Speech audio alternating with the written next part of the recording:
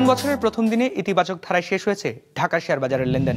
সার্বিক সূচক DSEX 1 point বেড়ে দাঁড়িয়েছে 5218-তে। লেনদেন হয়েছে 330 কোটি টাকার শেয়ারের মালিকানা। লেনদেনে অংশ নেওয়া প্রতিষ্ঠানগুলোর মধ্যে দর বেড়েছে 131টির, কমেছে 185টির, অপরিবর্তিত রয়েছে 80টির দর।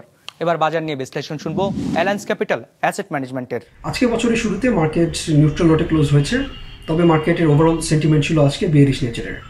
ইন্ডেক্স ক্লোজ হয়েছে 5218 পয়েন্টসে এবং মার্কেটের টার্নওভার ছিল মাত্র 300 কোটি টাকার মতো। পার্সেন্টেজ ওয়াইজ আজকে প্রাইস বেড়েছে 35% কোম্পানির প্রাইসে, কমেছে 46%-এর, এবং অপরিবর্তিত ছিল 19% কোম্পানির প্রাইসে। ফাইনালি সেক্টরের দিক থেকে আজকে সবচেয়ে বেশি লেনদেন হচ্ছে ব্যাংকিং সেক্টরে, ফলোড বাই ফার্মাসিউটিক্যালস এবং ইঞ্জিনিয়ারিং এবং ফুড অ্যান্ড অ্যালাইড সেক্টর।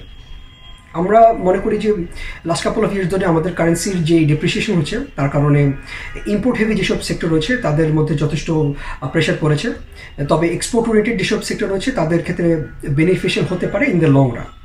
আরেকটি বিষয় আমরা লক্ষ্য করেছি যে বাংলাদেশ ব্যাংকের যে কন্ট্রাকশনের মনিটারি পলিসি, অর্থাৎ হাই ইন্টারেস্ট রেটের কারণে অনেক ইনস্টিটিউশনাল ইনভেস্টারই তারা তাদের ইনভেস্টমেন্ট ইকুইটি ইনস্ট্রুমেন্ট থেকে সরিয়ে নিয়ে এখন তা ফিক্সড ইনকাম ইনস্ট্রুমেন্টে নিয়ে গিয়েছে। তবে ডিসপাইট দি এক্সচেঞ্জ রেট আনসার্টেনিটি এবং ইন্টারেস্ট রেট আনসার্টেনিটি, আমরা মনে করি যে এগুলো থাকা সত্ত্বেও বা 2025 সালে বাংলাদেশ মার্কেটের একটি মডারেট গ্রোথ হওয়ার সম্ভাবনা রয়েছে।